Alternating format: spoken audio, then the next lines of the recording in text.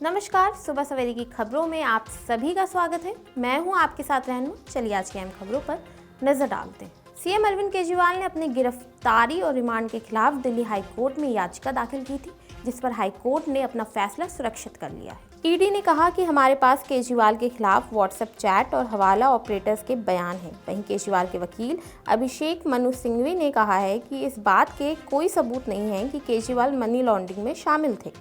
Court में ED ने दलील की कि अगर कोई आम आदमी अपराध करता है तो उसे सलाखों के पीछे जाना पड़ता है, लेकिन आप सीएम हैं तो आपको गिरफ्तार नहीं किया जा सकता। आप पूरे देश को लूट लेंगे लेकिन कोई आपको छू नहीं सकता, क्योंकि इलेक्शन आ रहे हैं। आप कहते हैं कि आपकी गिरफ्तारी से लोकतंत्र के मूलभूत ढांचे को नुकसान पहुंचेगा। ये किस तरह का बेसिक स्ट्रक्चर है। वहीं दिल्ली सरकार के मंत्री आतिशी ने दावा किया कि केजरीवाल की गिरफ्तारी के बाद पिछले 12 दिनों में उनका वजन 4.5 किलोग्राम तक घट गया है। ईडी ने 21 मार्च को जब उन्हें कस्टडी में लिया था तब उनका वजन 69.5 केजी था, अब 65 केजी हो गया है। इस पर तिहाड़ जेल प्रशासन ने बताया कि जितना वजन 65 केजी 1 अप्रैल को, उतना अब भी है। आम आदमी पार्टी के सांसद संजय सिंह करीब 6 महीने बाद जेल से रिहा हो गए हैं। रिहा होने के बाद संजय सिंह ने कार्यकर्ताओं को संबोधित किया और कहा कि आपका जन्म आंदोलन की कोख से हुआ है और हम किसी से डरते नहीं हैं। और भी बहुत कुछ कहा है संजय सिंह ने, सुनिए। तानाशाह को अगर मेरी आवाज सुनाई दे रही है तो मैं बताना चाहता हूं ये आम आदमी पार्टी है। हम आंदोलन की कोख से पैदा हुए हैं। तुम्हारे किसी बंदर घुड़की से डरने वाले नहीं हैं। तुम्हारे किसी बंदर घुड़की को डरने वाले नहीं हैं। तुम हमारी पार्टी को बर्बाद करना चाहते हो। अरविंद केजरीवाल को तुमने जेल में भेज दिया, मनीष सिसोदिया को तुमने जेल में भेज दिया, सत्येंद्र जैन को तुमने जेल में भेज दिया। उनका गुनाह क्या है? उनका गुनाह यह है कि वो दिल्ली की 2 करोड़ जनता को अच्छी शिक्षा देना चाहते हैं। उनका गुनाह यह है कि वो दिल्ली के बुजुर्गों को तीर्थ यात्रा कराना चाहते हैं। उनका गुनाह यह है कि वो मुफ्त में पानी देना चाहते हैं। हमारी माताओं बहनों को आर्थिक संकट में अपने पति का चेहरा ना देखना पड़े, इसलिए 1000 रुपए की आर्थिक सहायता देना चाहते हैं।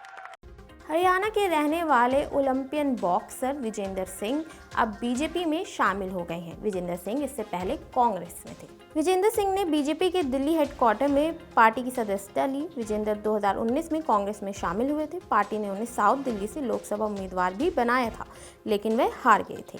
विजेंद्र ने 2024 में भिवानी से कांग्रेस के टिकट पर लोकसभा चुनाव लड़ने की बात कही थी। बीजेपी में शामिल होने के बाद विजेंद्र सिंह ने क्या कहा है, सुनिए।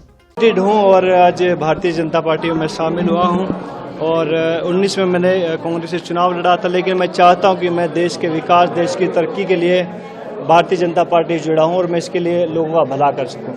खिलाड़ियों को लेकर मोदी सरकार में काफी द्वेष भी देखा गया। आपने खुद प्रदर्शन भी जंतर मंतर जो रहा, उसे कैसे देखना चाहिए? बीजेपी ज्वाइन कर लिया है। जी हाँ, बिल्कुल। मैं पहले भी कहते जो गलत को, मैंने अभी स्टेज पे बताया कि मैं गलत को गलत कहूँगा, सही को सही कहूँगा और मैं चाहूँगा कि इसमें भारतीय जनता पार्टी में मैं शामिल होकर बहुत सारे खिलाड़ियों का भला करूँ। तमाम जो अपोजिशन के नेता है, कांग्रेस के नेता है, वो बीजेपी ज्वाइन कर रहे हैं। क्या समझ में आ रहा है बीजेपी में क्या कमी लग रही है आपको? जी मैं समझा नहीं, कैसे? लगातार कांग्रेस पार्टी से अपोजिशन से नेता छोड़कर बीजेपी में आ रहे हैं, तो उसमें क्या कमी आपको लग रही है कि जी वो तो कांग्रेस वाले बताएंगे। मैं तो अभी बीजेपी में शामिल हो गया, तो बीजेपी का हो गया हूँ, तो वो लोग बताएंगे क्या कमी है इसमें। आप सांसद संजय सिंह जेल से रिहा होने के बाद सीधा सीएम अरविंद केजरीवाल की पत्नी सुनीता केजरीवाल से मिलने पहुंचे। सुनीता केजरीवाल ने संजय सिंह का स्वागत उनका पैर छूकर और गले लगाकर किया। पार्टी कार्यालय पर आने से पहले मैं दिल्ली के मुख्यमंत्री और बड़े भाई अरविंद केजरीवाल जी के घर पे गया, भाभी जी से मुलाकात किया और पहली बार उनकी आंखों में आंसू था।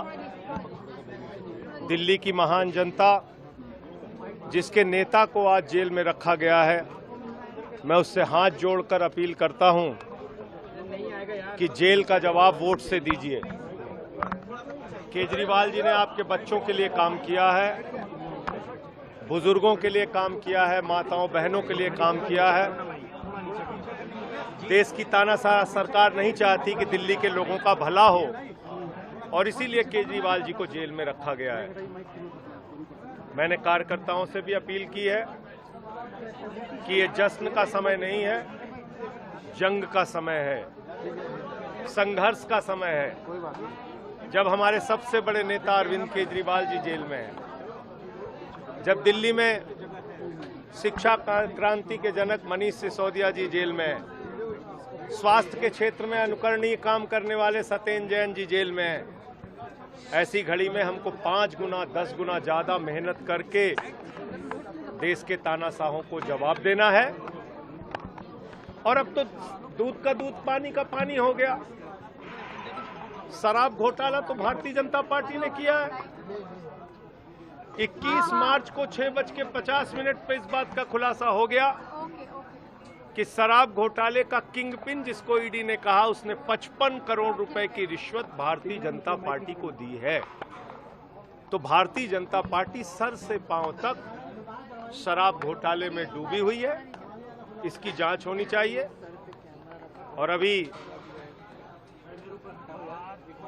जैसा मैंने कहा भी था, मनीष भाई के घर और सत्येंद्र जैन जी के भी घर जाएंगे, उन परिवारों से भी मिलेंगे।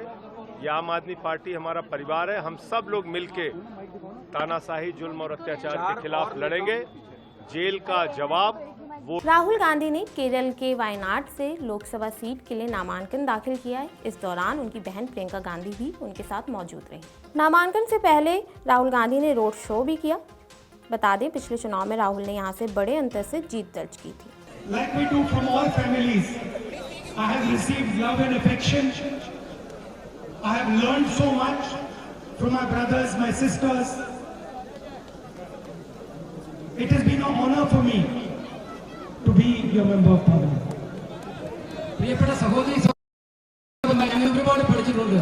എന്നെ സംബന്ധിച്ചിടത്തോളം വയനാടിന്റെ പാർലമെന്റ് അംഗമാകുന്നത് എന്നത് ഏറ്റവും വലിയ ബഹുമതിയായിട്ടാണ് ഞാൻ കാണുന്നത്. I don't treat you and think of you like an electorate.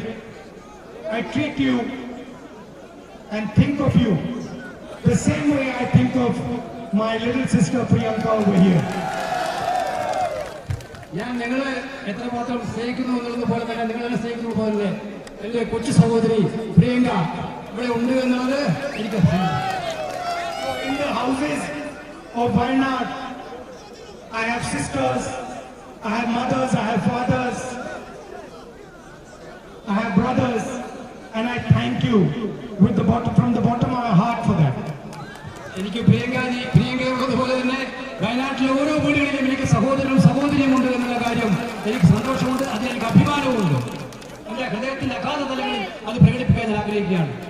तो ये थी आज की अहम खबरें जिन पर हमारी दिन भर नजर बनी रहेगी।